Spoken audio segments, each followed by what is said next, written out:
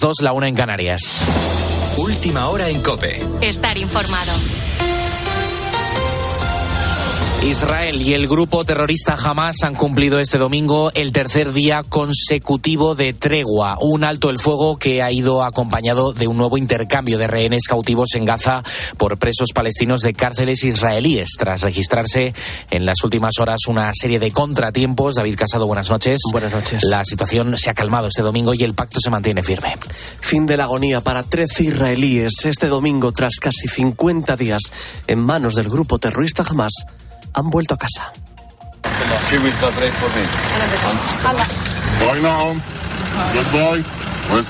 Ese era el momento en el que los terroristas devolvían a los ciudadanos israelíes a su país. 9 niños y 4 mujeres han sido los elegidos por Hamás para retornar a su hogar. Aunque lo han hecho de forma distinta, han cruzado directamente por la mitad de la franja de Gaza hasta Israel. A estos se han sumado otros 4 extranjeros, 3 tailandeses y un ciudadano ruso, que han sido llevados directamente por el paso de Rafah. A cambio, Israel ha devuelto a 39 palestinos. Mientras tanto, siguen entrando camiones de ayuda humanitaria. Otros 200 han cruzado hoy hasta Gaza para llevar provisiones de alimentos, agua y medicinas. Con este, ya son 3 los días que lleva en vigor el alto el fuego entre Israel y Hamás, y que según lo pactado va a concluir hoy, aunque existe la posibilidad de prolongarlo si los terroristas se comprometen a entregar al menos 10 cautivos por día. A todo esto, el presidente del Gobierno de España, Pedro Sánchez, ha protagonizado este domingo un gran mitin del PSOE en Madrid, el primero con su nuevo ejecutivo. Carla Otero, buenas noches. Precisamente el acto se produce tras el viaje a Israel de esta semana, que ha desencadenado una crisis diplomática, ya que Tel Aviv le acusa de apoyar al terrorismo. Ha sido un acto en el que el presidente del Gobierno ha aprovechado para lanzar mensajes como este. Condenar los viles atentados terroristas de una banda terrorista como Hamás y al mismo tiempo condenar la matanza indiscriminada de civiles palestinos en Gaza no es una cuestión de partidos políticos ni de ideología, es una cuestión de humanidad. Una pequeña muestra de la tensión diplomática que ha generado el viaje a Israel. Un viaje en el que además Sánchez aprovechó para dejar clara su postura, abriendo una puerta al reconocimiento del Estado de Palestina. Al acto celebrado en Madrid asistieron unos 9.000 simpatizantes del PSOE llegados de toda España. En este mitin pretendía reivindicar el papel de las casas del pueblo cuando ha sufrido las protestas por los pactos de la investidura y de la futura ley de amnistía. Una ley que ha vuelto a defender, sacando pecho además de sus pactos con los separatistas. Con la fuerza de ABC. COPE. Estar informado. Bueno, más allá de la fiesta que se ha organizado el PSOE y de la polémica con Israel, lo cierto es que el Gobierno ha iniciado ya los trámites para la redacción de los presupuestos generales del Estado para 2024. Está la duda del veto del Partido Popular en el Senado. Sin embargo, la coalición ya maneja mecanismos para sortearlo. Lo explicamos con Ricardo Rodríguez. El Gobierno confía en aprobar los presupuestos lo antes posible y para empezar el Consejo de Ministros deberá aprobar el techo de gasto y los objetivos de estabilidad presupuestaria. Del primero, del techo de gasto, basta con informar a las Cortes, pero los segundos, los objetivos de déficit y deuda, se votan en Congreso y Senado. El problema es que el PP, con su mayoría absoluta, tiene capacidad de veto para devolverlos al Ejecutivo. Así pues, aunque acelere, es imposible que el 1 de enero estén aprobadas las nuevas cuentas. Se prorrogarán las actuales de manera automática y los nuevos presupuestos entrarán en vigor con un par de meses de retraso una vez concluyan su andadura parlamentaria, y lo harán con el respaldo de los socios. Toda vez formaron parte de las negociaciones para la investidura de Pedro Sánchez, pero el gabinete todavía debe aclarar cómo pretende superar el obstáculo del Senado, aunque María Jesús Montero lleva tiempo mostrándose segura de disponer de la fórmula para superarlo. Tienes más información en nuestra página web en cope.es. Seguimos en la noche de COPE con Adolfo Arjona. COPE. Estar informado.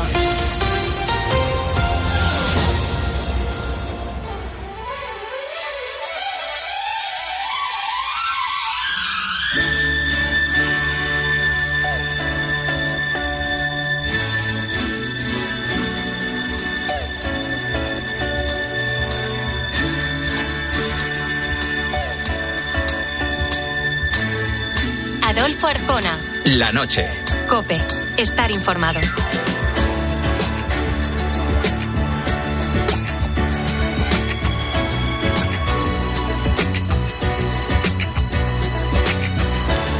Ya conocemos lo que está pasando en España y en el mundo. Esta noche queremos vivir a través de las manos de 4 cirujanos cómo se explora el cuerpo humano. Por tanto, prepárate para vivir un viaje increíble al interior de tu cuerpo.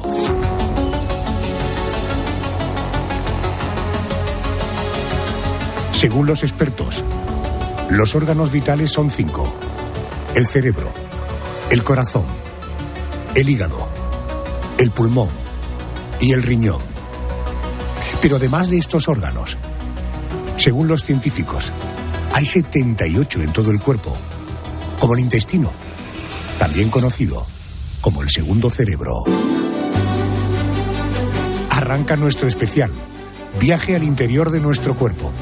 Ojo, porque en la próxima hora nos acompañan 4 prestigiosos cirujanos para saber cómo se intervienen estos órganos fundamentales. Hoy, viaje al interior de nuestro cuerpo. Y cada noche vendrá una estrella a hacerme compañía, que te cuente cómo estoy y sepas lo que hay. Dime amor, amor, amor, estoy aquí, ¿no ves? Si no vuelves no habrá vida, no sé lo que haré.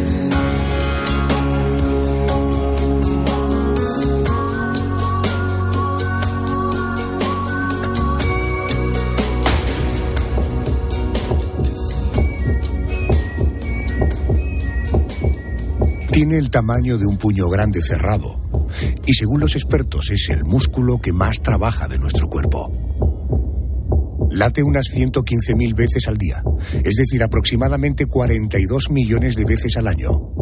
Durante un tiempo de vida normal, el corazón humano latirá más de 3.000 millones de veces y bombeará una cantidad de sangre de cerca de 1 millón de barriles. El corazón es el responsable de que la sangre circule por el cuerpo para suministrarle oxígeno y nutrientes. Además, puede seguir latiendo unas horas fuera del cuerpo, lo que permite que los trasplantes salven hasta 300 vidas al año solo en nuestro país, según la Organización Nacional del Trasplante. Quiero presentaros al jefe de servicio de cirugía cardíaca del Hospital La Paz de Madrid, doctor Aroca, Ángel Aroca, buenas noches. Hola, ¿qué tal? Buenas noches, Alfonso. Él trabaja mano a mano con el jefe de cardiología, Raúl Moreno. Doctor Moreno, Raúl, buenas noches. Hola, Adolfo, buenas noches. Buenas noches. Empiezo por Raúl Moreno, jefe de cardiología. Oiga, según la Federación Mundial del Corazón, cada año mueren unas 20 millones de personas por enfermedades cardiovasculares en el mundo. Probablemente la más popular sea el infarto. Y yo querría preguntarle, sabemos que un infarto se puede tratar. ¿En ningún caso requiere de una intervención quirúrgica o en algunos infartos, por determinadas circunstancias, es necesarias las manos de un cirujano? Bueno, Adolfo, sobre todo muchas gracias por ayudar a dar a conocer lo que rodea a las enfermedades cardiovasculares y por contar con ello con el Hospital La Paz. Entonces, como has apuntado, las enfermedades cardiovasculares son la primera causa de muerte en España y entre ellas el infarto es la más frecuente. Pero también hay algo muy importante y muy positivo, creo, y es que en la actualidad más del 95% de los infartos que llegan al hospital sobreviven. Y ello en gran parte se debe a que el tratamiento actual del infarto incluye realizar un cateterismo cardíaco urgente, es decir, no hay necesidad de cirugía en la mayor parte de los casos, sino que es un procedimiento que realizamos los cardiólogos a través de una arteria, generalmente de la muñeca, para llegar al corazón con un tubito de unos 2 milímetros de diámetro, que llamamos catéter, y a través de él reabrimos la arteria coronaria que está obstruida, generalmente implantando un stent coronario, que es como si dijéramos un pequeño muelle de metal. La atención al infarto actualmente está formada por una red asistencial, que denominamos habitualmente código de infarto, en la cual los servicios de emergencia extrahospitalaria, que en Madrid son el SUMA 112 y el SAMUR, lo que hacen es trasladar a los pacientes con infarto al hospital más cercano que tengan la posibilidad de realizar este procedimiento las 24 horas del día, los 365 días del año. Por tanto, doctor Aroca, hablo con el cirujano ahora, lo de la operación a corazón abierto es algo que está completamente en desuso y, en todo caso, si hubiera que operar a corazón abierto, ¿en qué tipo de intervenciones o de qué tipo de intervenciones estaríamos hablando?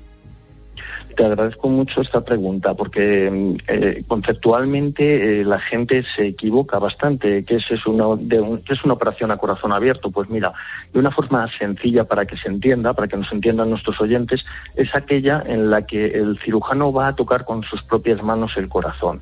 Es decir, tendrá que exponerlo, tendrá que abrir la cavidad torácica y luego ya hay distintos grados de agresividad sobre el corazón.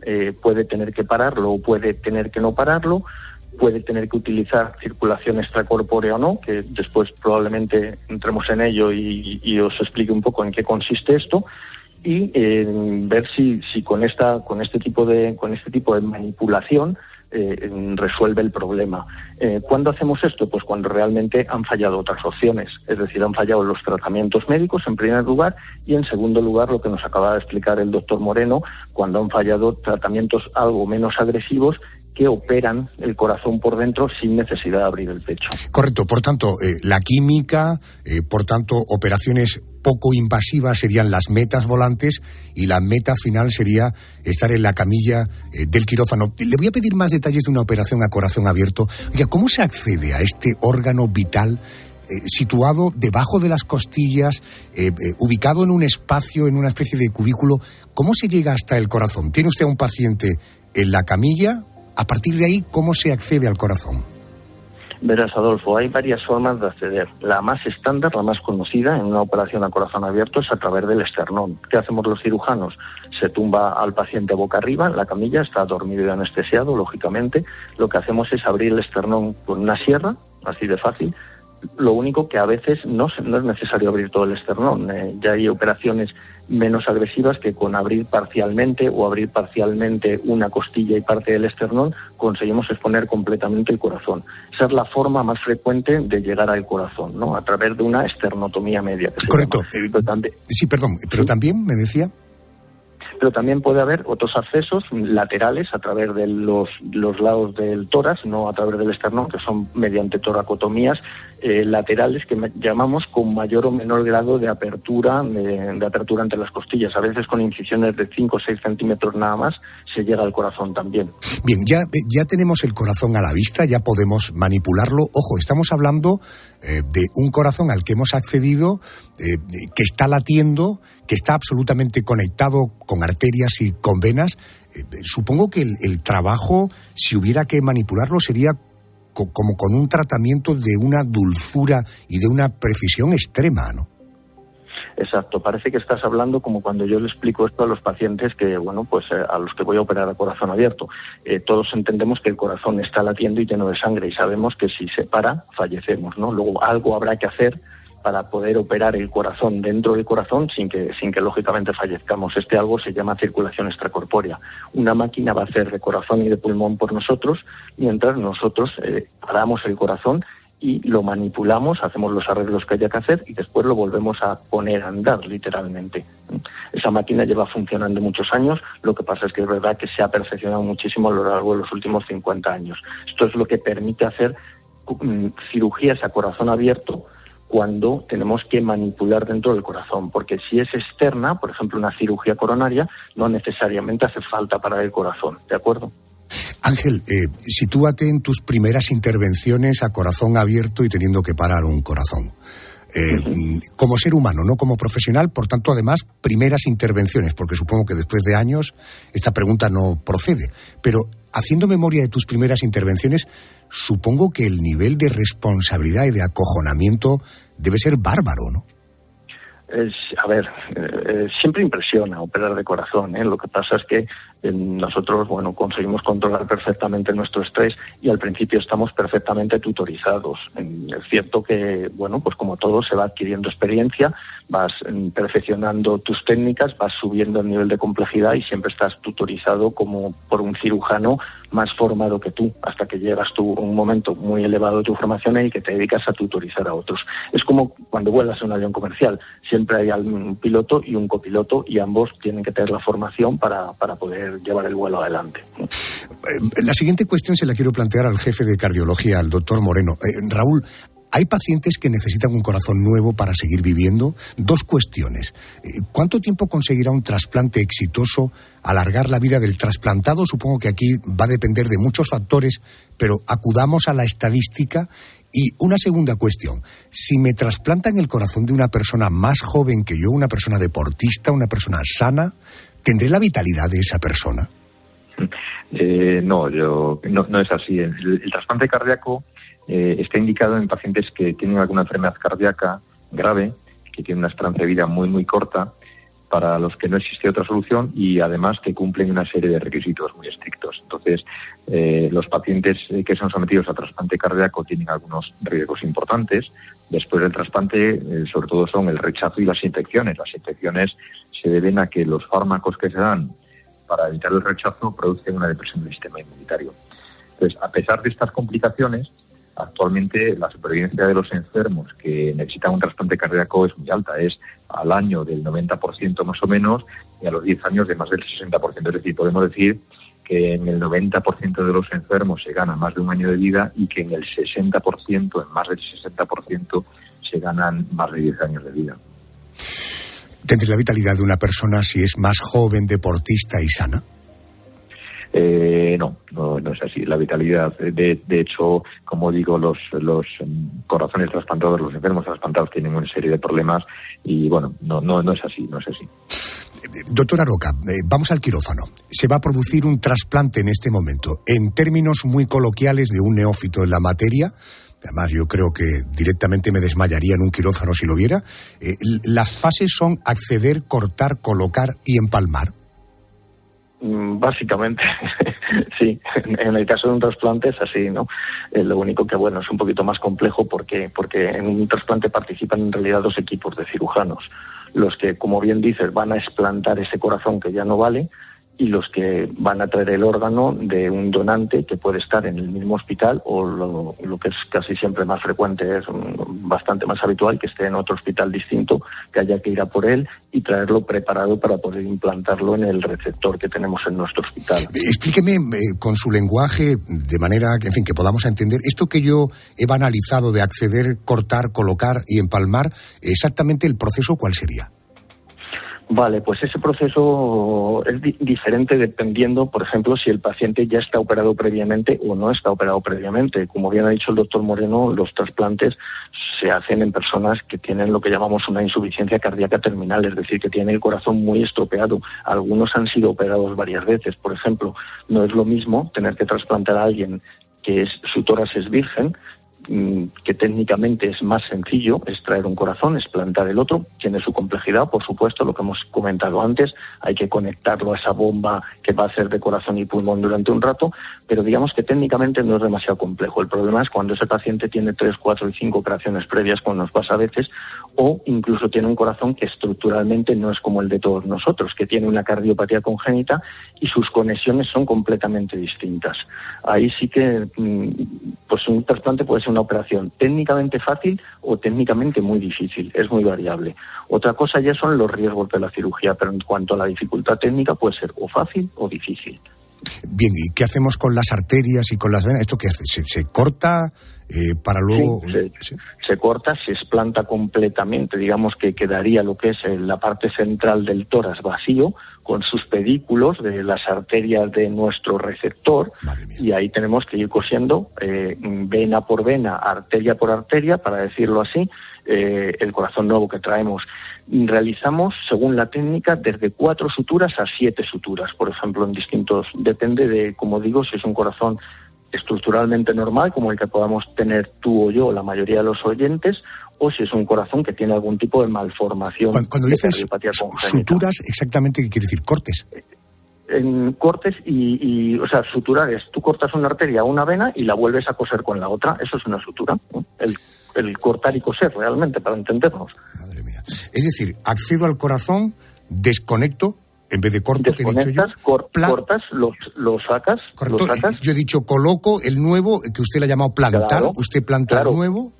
implanto el nuevo, pero no lo echas allí y queda prendido, sino que tienes que coser arteria por arteria, que sería suturarlo, aurícula por aurícula, eso sería suturarlo, efectivamente, y que aquello no sangre. Lo primero es que no sangre y después que lata bien.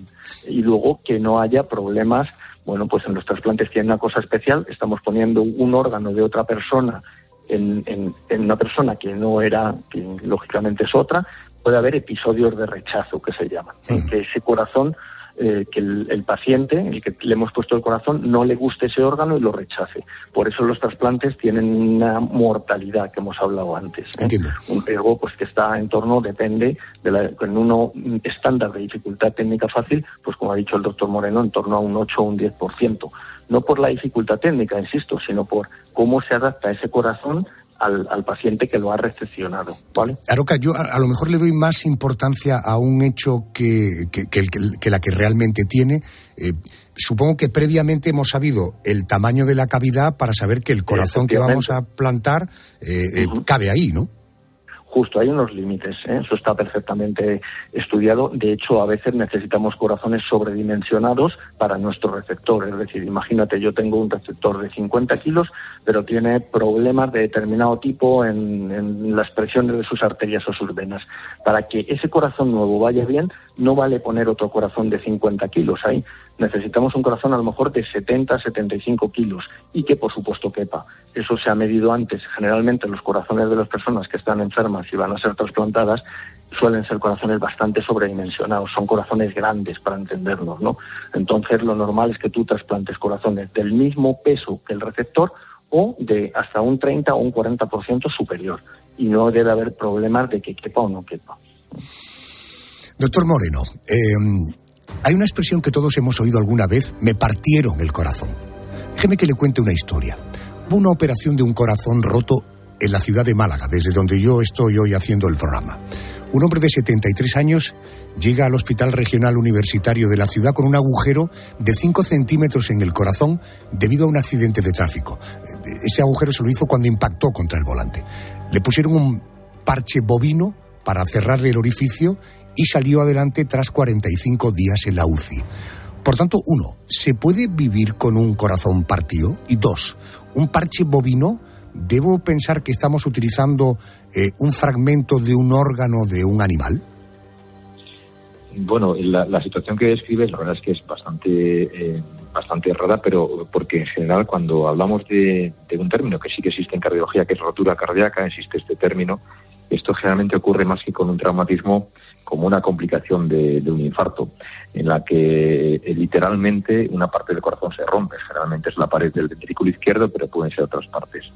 Esta complicación afortunadamente hoy es poco frecuente porque se realiza cateterismo cardíaco urgente en el infarto.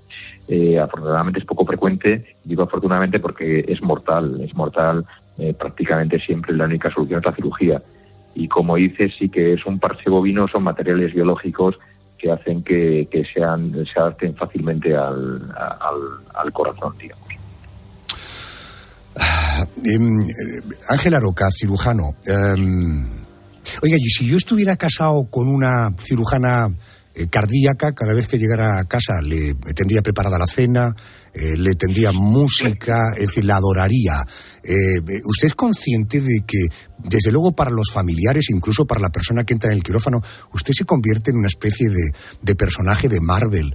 De cara a la sociedad, ¿tiene usted la sensación de que se reconoce el trabajo de los cirujanos que trabajan en el entorno del corazón? Y por último, si está casado, ¿su mujer le adora?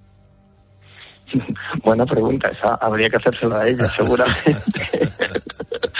A ver, en cuanto a el reconocimiento social, yo creo que los médicos en general en España estamos bien reconocidos, ¿no? Yo creo que la gente en general nos aprecia y nos quiere, ¿no? Se ha visto a lo largo de toda la pandemia y yo desde luego el trato que tengo con los pacientes, siempre puede haber, como en todo, un 5 o un 10% de pacientes que hagas lo que hagas con ellos, vayan bien o mal, te van a querer, y un 5 o un 10% que hagas lo que hagas con ellos, te van a odiar, ¿no? Esos son los menos. La inmensa mayoría, yo creo que son gente normal, que está muy agradecida, y los cirujanos somos gente completamente normal.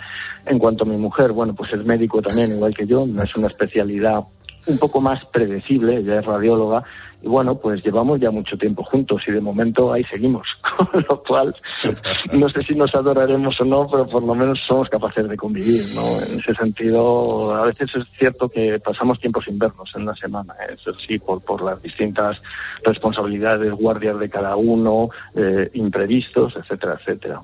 Algunas consideraciones para terminar. En primer lugar, teniendo hoy aquí al jefe de servicio de cirugía cardíaca del Hospital La Paz, Ángel Aroca, y teniendo al jefe de cardiología de este mismo Hospital La Paz de Madrid, Raúl Moreno. Doctor Moreno, aprovecho esta consulta gratuita que tengo el honor de vivir hoy. Un bloqueo de ramal derecho es inocuo, ¿verdad? Generalmente depende. No me estropee la noche. No. Un bloqueo de ramal derecha puede ocurrir en gente que no tiene ninguna enfermedad o en gente que tiene alguna enfermedad cardíaca. Generalmente, es uno de los datos del electrocardiograma que es frecuente encontrarlos en pacientes sanos. Pero obviamente pues siempre conviene hacer una consulta a un cardiólogo para que descarte que exista alguna enfermedad. Es decir, suele ser, muchas veces ocurre en gente normal, pero conviene descartar que haya una cardiopatía subyacente. Eso está hecho y el diagnóstico es, efectivamente, haces mucho deporte, lo vienes haciendo hace muchos años, esto suele ocurrir, no te preocupes. Muy bien, pues, señores, más allá de compartir con los oyentes la importancia de su actividad profesional, yo también quería hoy rendirles tributo, agradecerles muchísimo que en su día decidieran sacrificar, supongo que mucho de sus vidas para salvarlas de otros. Por tanto, lo único que puedo hacer es rogarles que se cuiden mucho, porque ustedes realmente sí son imprescindibles. Gracias por atenderme, señores. Gracias. Gracias, buenas noches. Muchas gracias, buenas noches, Adolfo. Buenas noches a todos los oyentes. Yeah. One time I was born by the river in a tenement, and my poor mother, she could hardly pay the rent. It's been a long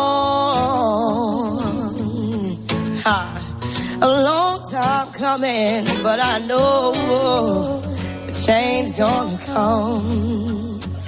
Oh, yes, it will. two time. It's been too hard living. Hemos hablado del corazón. Vamos a detenernos ahora en un órgano al que los expertos comparan con una computadora perfecta, que además es capaz de generar emociones a partir de reacciones químicas.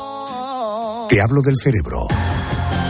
Según los científicos, nuestro cerebro solo pesa 1.500 gramos, 1,5 kilos.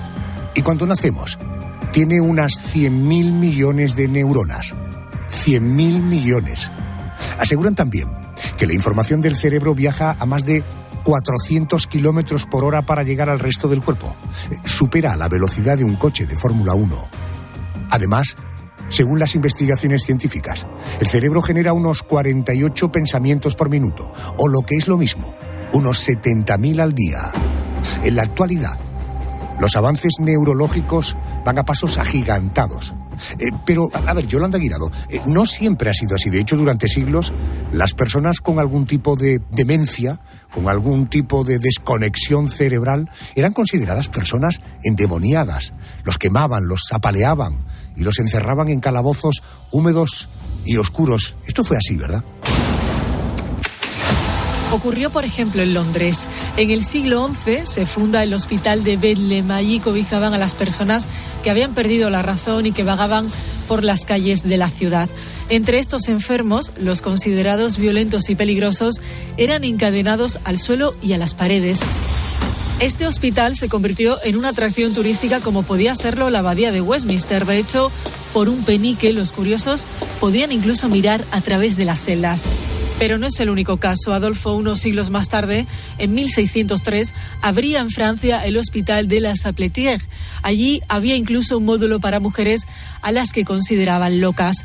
Entre las enfermedades mentales prestaron especial importancia a la histeria.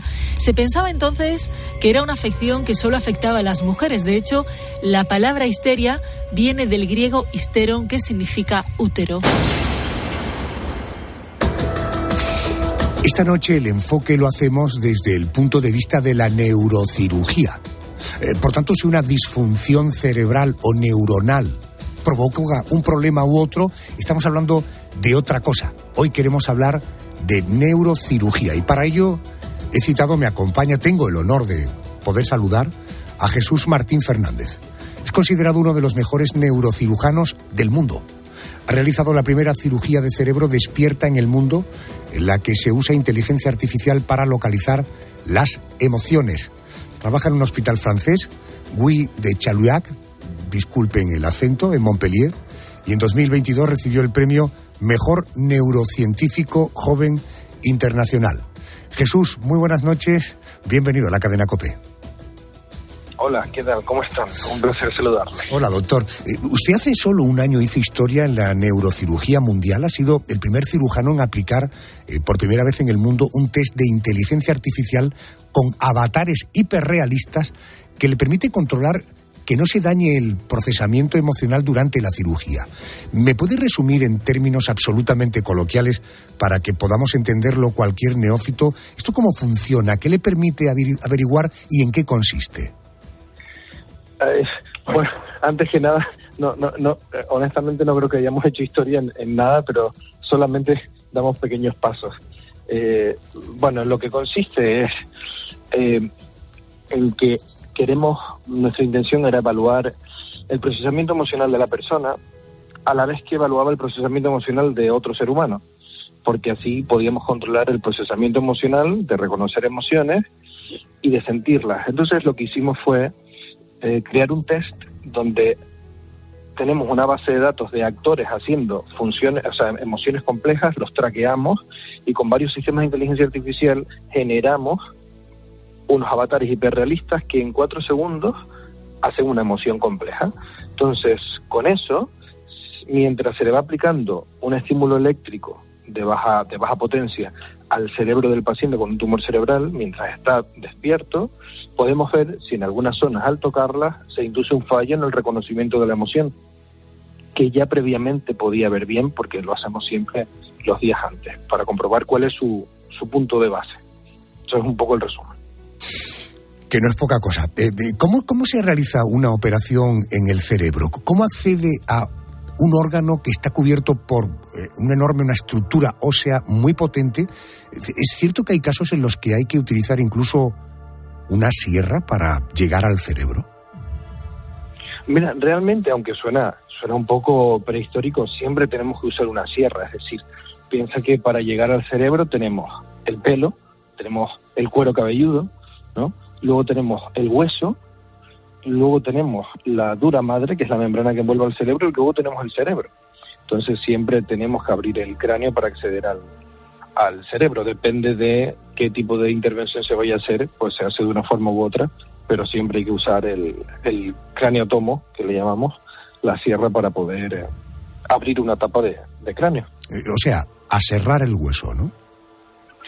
Sí, porque el hueso es un elemento muy duro y que no tenemos otra forma de hacerlo. Oiga, ya tenemos el cráneo abierto. He leído que hay una cosa que se llama el líquido cefalorraquídeo.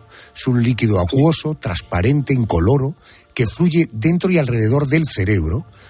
Por lo que he leído, ese líquido permite que todo el sistema nervioso central esté siempre bien oxigenado y bien nutrido. Ojo, porque supongo que ese líquido no debe derramarse. ¿Esto sería un drama? Bueno, es un poco más complejo. De hecho, el líquido cefalorraquídeo siempre hemos sabido hace mucho que tiene algunas funciones básicas, como las de el soporte, es decir, el cerebro realmente está flotando dentro del cráneo y flota, entre comillas, gracias a un líquido que lo baña, que como bien dices es incoloro. De hecho, tiene un color tan cristalino que antes se decía que tiene color de agua de roca. Pero además también tiene función de transmisión de nutrientes a lo largo del cerebro. Y además ese líquido no solo protege el cerebro, sino que continúa hacia la médula espinal y la va rodeando. Entonces, sí, es importante, pero eso no quiere decir que, es decir, cuando tú accedes al cerebro, inevitablemente vas a ver líquido cefalorraquídeo, porque el líquido cefalorraquídeo no solo está por fuera, rodeando el cerebro, sino que también está por dentro, entre los surcos, esos surcos que vemos de por fuera de la nuez. O sea, está en todos los sitios. Y lo que sí es un problema es si tras la cirugía, cuando ya ha cerrado todo, ese líquido estéril, microbianamente hablando, sale fuera hacia la piel. O sea, si hay una fuga, ¿no? Sí, si hay una fuga de líquido, no durante la cirugía, sino luego, porque no se ha cerrado bien esa membrana de la dura madre, sí que si está en contacto el líquido con la piel, hay un riesgo de una infección, una meningitis. Doctor, sin entrar en detalles, además de los tumores, ¿qué tipo de enfermedades se pueden curar a través de la neurocirugía? Bueno, yo estoy, digamos que hiperespecializado en la cirugía despierta de tumores, pero hay mucha otro tipo de patologías. Por ejemplo, los aneurismas, que son dilataciones anómalas de las arterias que llevan la sangre por el cerebro, que si no se trata, si eso se rompe sin haberlo tratado, puede causar la muerte, o malformaciones arteriovenosas, que no son más que alteraciones en la formación de los vasos sanguíneos, que también requieren muchas veces cirugía, o trastornos del líquido cefalorraquídeo propiamente dicho, porque el líquido, pues por ejemplo, hay una obstrucción al paso del líquido, o enfermedades simplemente del cráneo, que son típicos en el desarrollo de los niños, y bueno, por ejemplo, tenemos una amplia gama de enfermedades del cerebro estructurales, que les llamamos, que tienen una razón en el espacio, o sea, que tienen algo que se puede quitar, a diferencia de otras cosas como, por ejemplo, una demencia. Entiendo. Oiga, una pregunta que probablemente se hacen muchos oyentes. En el cerebro se forman los recuerdos, pero teniendo en cuenta que la memoria es algo intangible, cuando alguien pierde la memoria, ¿se puede reparar esa parte donde están las neuronas de la memoria? Mira, realmente cada vez hemos ido abandonando más lo que llamamos el localizacionismo, que es asociar una función, véase la memoria, a un sitio concreto del cerebro. Ahora hablamos de redes neurales y entendemos que las funciones, como la memoria, surgen de la interacción entre regiones. Es decir, un conjunto de distintos puntos del cerebro, aunque estén distantes, están conectados sincronizadamente para hacer una función, y a eso se le llama una red. Pues hay muchísimas. Entonces, algo tan complejo como la memoria no depende de una sola región del cerebro. Por lo tanto, no es que ya dependa de la neurona, sino de muchas conexiones entre diversas neuronas. O sea, imagínate lo complejo que es y cómo vamos entendiendo la complejidad del cerebro con los avances. Eso entonces, es irreparable. De alguna forma sí, al menos hasta ahora. Es decir, cuando uno habla de demencia, primero, hay muchos tipos. Segundo, yo no soy especialista en demencias, pero es importante que entendamos que normalmente las enfermedades degenerativas no afectan a una sola función. O sea, cuando uno habla de Alzheimer, por ejemplo, no solo está hablando de que hay una disfunción en la memoria. O sea, estamos hablando de todo el conjunto de funciones superiores: memoria, cognición espacial, atención, multitarea, razonamiento lógico, conciencia ética. O sea, no, las enfermedades no atacan a una sola función. Comprendo. Porque todas las funciones están interconectadas. Oiga, ¿por qué no es posible trasplantar un cerebro? Buena pregunta. Recuerdo que hace unos años salía un neurocirujano italiano, no recuerdo el nombre, que tenía su teoría de que se podría trasplantar. Nunca salió, nunca, ni siquiera sé si se llegó a intentar, pero a mí me parece, la verdad nunca me lo habían preguntado.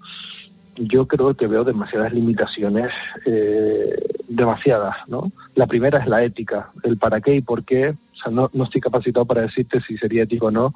Y la segunda va de cosas físicas, como cómo conectar las arterias de un sitio con las de un cerebro con las del otro, o cómo pegar la médula espinal de una con la del otro, con qué, cómo se hace, ¿no?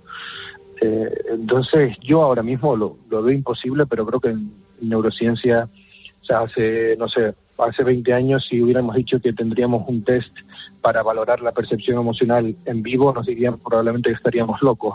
Entonces todo podría ser posible. Que si un cirujano con su material toca de manera negligente, pero naturalmente sin querer, una u otra parte del cerebro, ¿esto nos puede dañar el habla o la visión? ¿O esto no es tan fácil cometer esa negligencia? O todo lo contrario, es muy fácil. bueno, depende de dónde, con qué intensidad, es decir, depende de cuánto de profundo me meta en la conversación, te podría decir varias cosas, pero en general, y para el público que nos escucha, sí que es muy fácil dañar una zona del cerebro. De hecho, es muy sencillo dañar algo, ¿no? Si tú, por ejemplo, durante la cirugía cortas una de las carreteras profundas que va enviando información a lo largo de todo el cerebro, puedes causar un daño muy importante. Por ejemplo, en el habla, se me ocurre, pero en cualquier función. O sea que sí que es delicado, muy delicado. Uh-huh. He leído que el cerebro no puede sentir dolor alguno. ¿Por qué me duele la cabeza? Buena pregunta. Cuando te duele la cabeza, normalmente hay un componente muscular, por ejemplo, de toda la zona del músculo temporal, que si masticas ahora y te tocas en la zona de las sienes, verás cómo está el músculo temporal, también músculos a nivel cervical, y lo que sí duele, porque tiene inervación, es la membrana que te hablaba, la dura madre que recubre el cerebro. Uh-huh. Esa membrana también tiene inervación, así que muchas veces duele la mezcla de estos componentes, pero el cerebro no tiene receptores de presión, ni de dolor, ni de temperatura. Entonces el cerebro no puede sentir dolor. Por eso podemos hacer esta cirugía. Me salgo del quirófano, si me permite, le hago 2 preguntas sin ánimo de parecerle impertinente. Tengo entendido que tiene usted 30 años. Sí. Uh-huh. ¿Sí?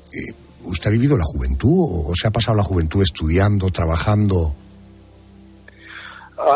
Bueno, la verdad es que yo disfruto mucho con lo que hago y siempre he estado totalmente inmerso en estudiar música, en estudiar neurociencia.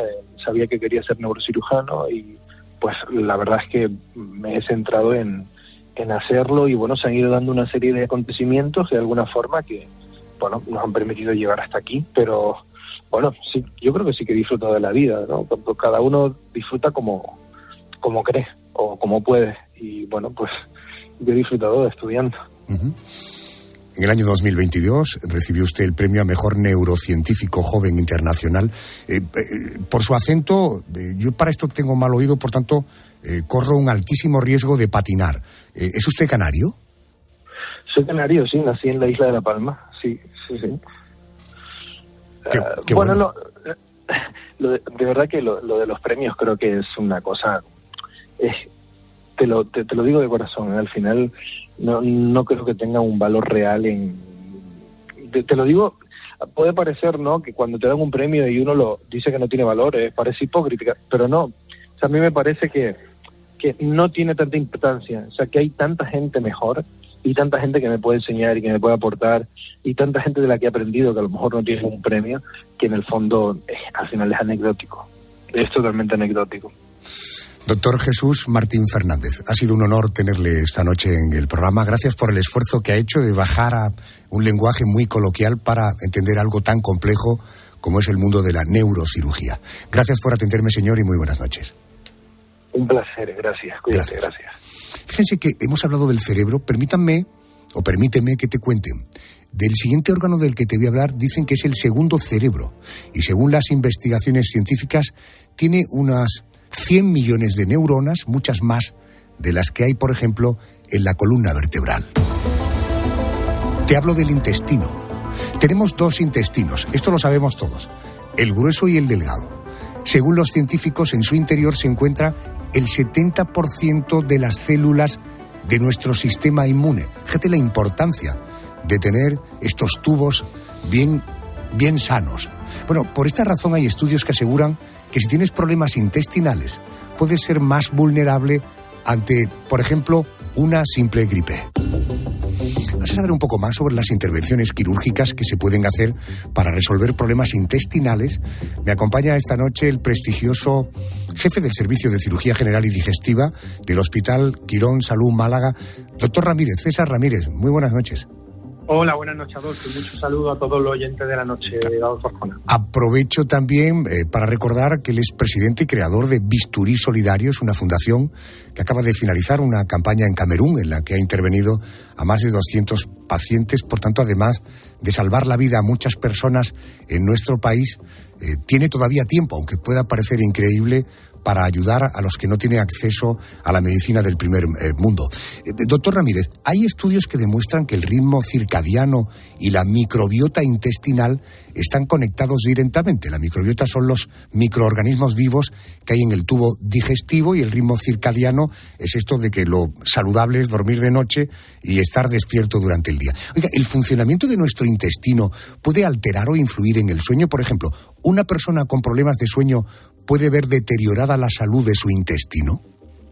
Absolutamente sí, además existe una relación bastante estrecha entre nuestra microbiota y el sueño, microbiota o microbioma, que le llaman también algunos expertos, de tal manera que las alteraciones del sueño claramente pueden perturbar la microbiota, y la microbiota está compuesta por un montón de gérmenes, de bichitos, que son responsables de cómo funciona nuestro aparato digestivo. Y al mismo tiempo, precisamente las propias bacterias intestinales, la microbiota, pueden modular nuestro ritmo circadiano.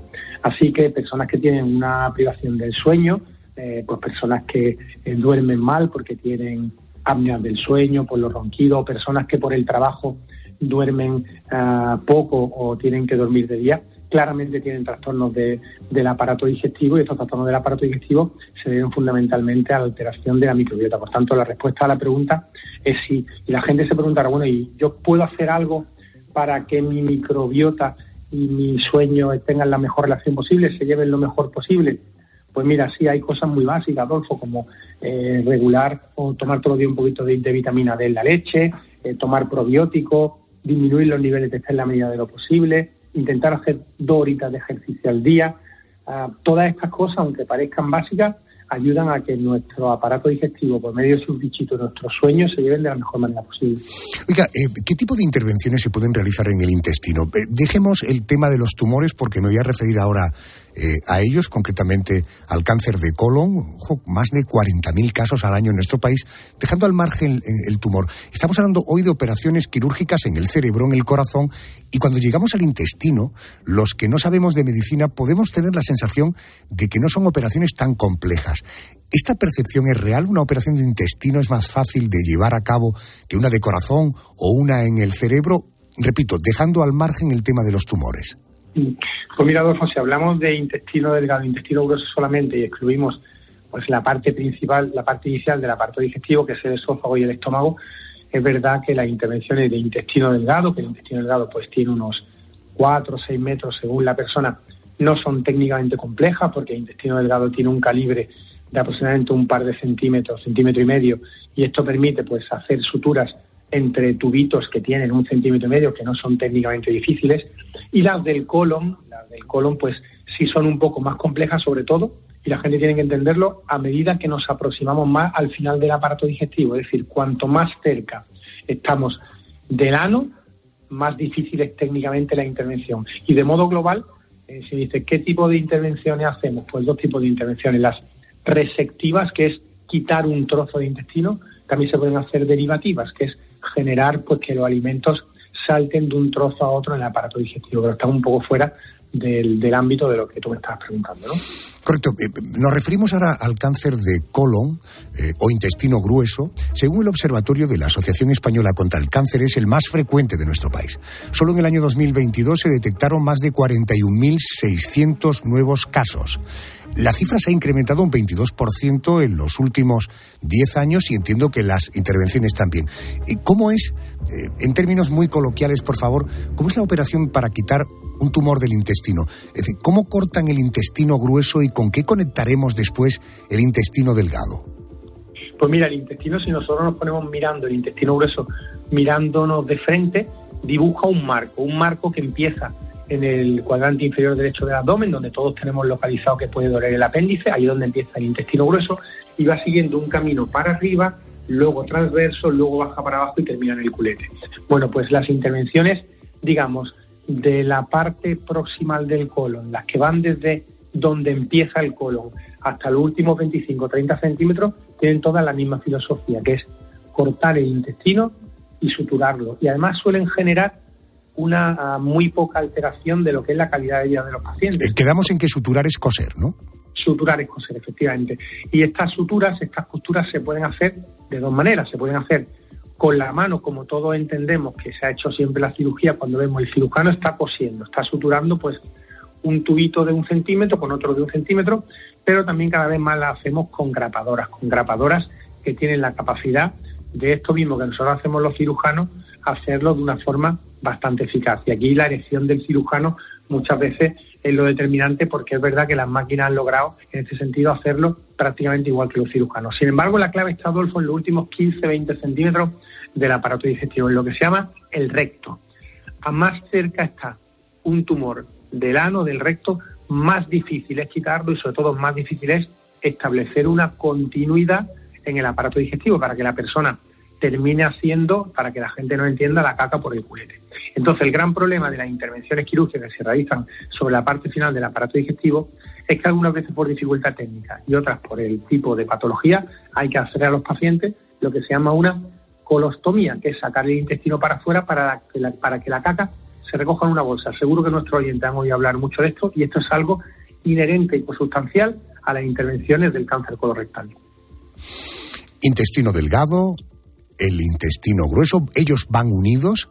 Desde el intestino delgado los alimentos no digeridos y parte del agua pasan al intestino grueso a través de un anillo muscular o una válvula que impide que los alimentos vuelvan a entrar en el intestino delgado. Sabemos que el grueso sería el de mayor complicación de intervenir, mayor dificultad. ¿Cuál de los dos se recupera mejor de una operación?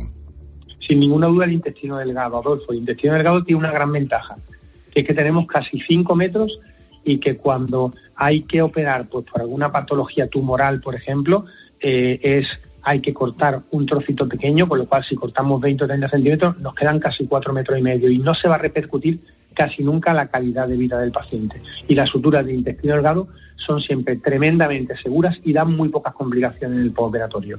El colon, sin embargo, es al revés, siempre nos va a dar más problemas, y por una sencilla razón, Adolfo, que tiene la cirugía del colon, que el oyente lo van a entender, que es que el colon tiene caca por dentro, y donde hay caca hay suciedad, y donde hay suciedad la herida y la sutura y las costuras pegan peor y hay más riesgo de infección y de complicaciones. Doctor Ramírez, le hago la misma pregunta que le he hecho a los dos invitados anteriores cuando hemos hablado del corazón y del cerebro. ¿Se puede trasplantar un intestino? Bueno, pues yo voy a romper la dicotomía a favor del sí, ¿no? En el corazón te han dicho que sí, en el cerebro te han dicho que no, en el intestino sí se puede trasplantar. Los trasplantes se hacen de intestino delgado, básicamente, y son trasplantes que tienen unas indicaciones muy, muy, muy selectivas. Dentro de los trasplantes de la cavidad abdominal, pues los de riñón son los más frecuentes, luego los de hígado, luego los de páncreas y finalmente los de intestino, que tienen 2 perfiles de pacientes.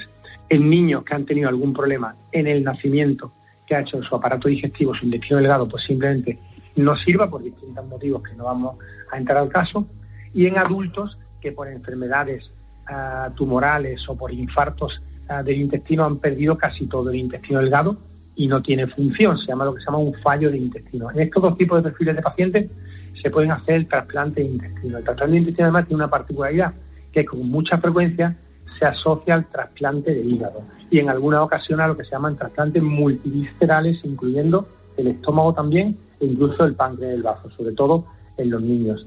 ¿Qué problema tiene, Adolfo, el trasplante de intestino?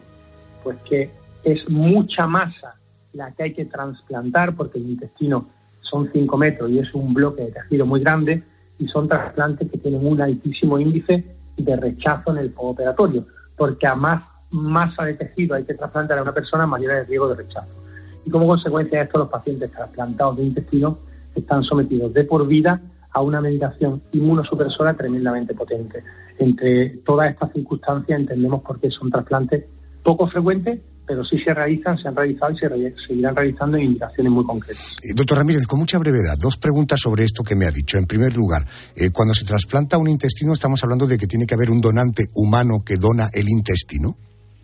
Exacto. No se hacen, a diferencia de, por ejemplo, el riñón o del hígado, que también se hace, o incluso en algunos casos de páncreas, no hay trasplante de intestino de donante vivo. Eso no existe ni se ha hecho. Es decir, no vale a una persona sana quitarle 2 metros o 3 metros de intestino para compartirlos con otra persona. Eso éticamente no se ha planteado nunca y no se plantea, y se necesita siempre de un donante cadáver. Y tiene que ser además un donante que sea joven para que tenga unas muy buenas estructuras arteriales que se puedan suturar a las arterias del receptor y fluya bien la sangre a su través, si no el riesgo de fracaso es elevado.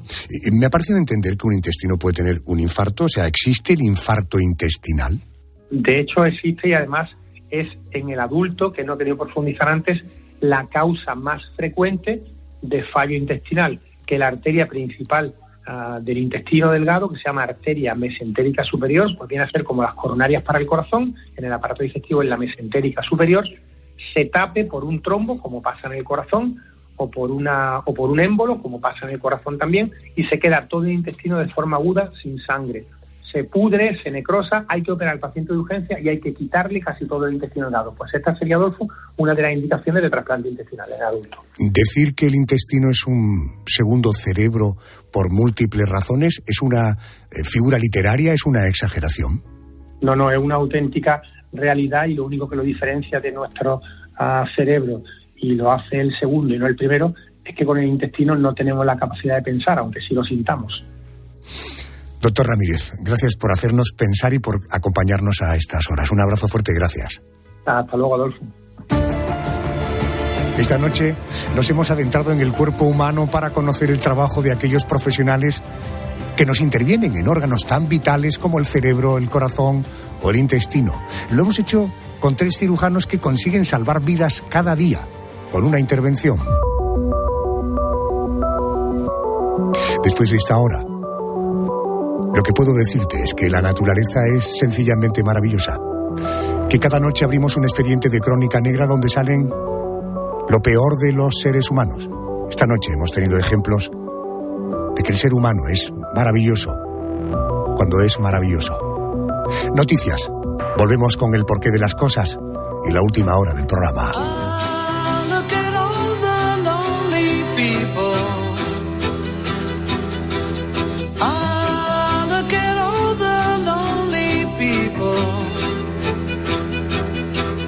Eleanor Rigby picks up the rice in a church where a wedding has been. Lives in a dream, waits at the window, wearing the face that she keeps in a jar by the door. Who is it for? All the lonely people. Where do they all come from? All the lonely people. Where do they all belong?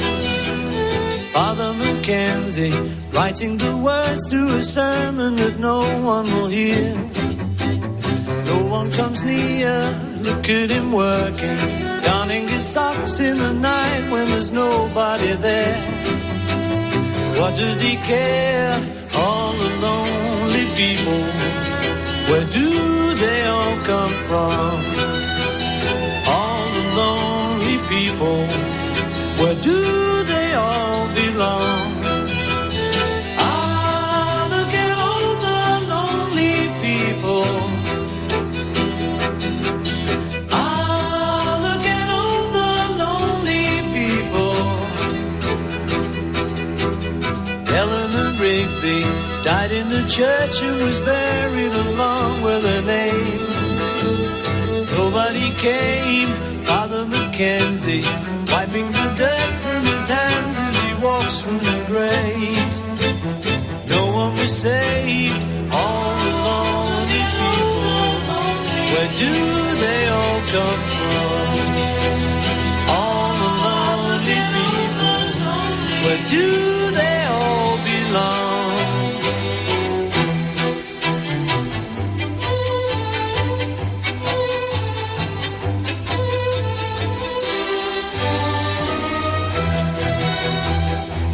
Adolfo Arjona. La noche. COPE. Estar informado. ¿Has escuchado a Herrera? Parece que esta madrugada se ha acordado ese alto el fuego. Portavoz de las fuerzas de defensa israelíes. ¿Qué tal, capitán Kaplan? Es más bien una pausa operativa en este momento, una pausa táctica. Eso de lo que todo el mundo habla lo encuentras de lunes a viernes, de 6 a 1 del mediodía en Herrera en COPE. Con Carlos Herrera.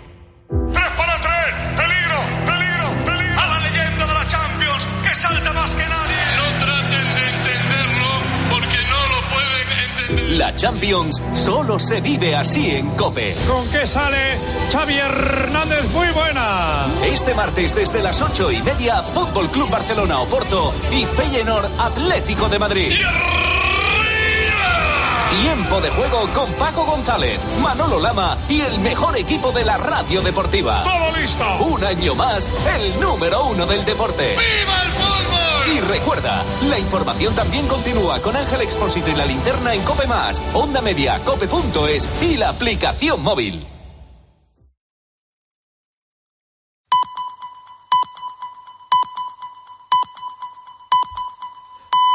Llegamos a las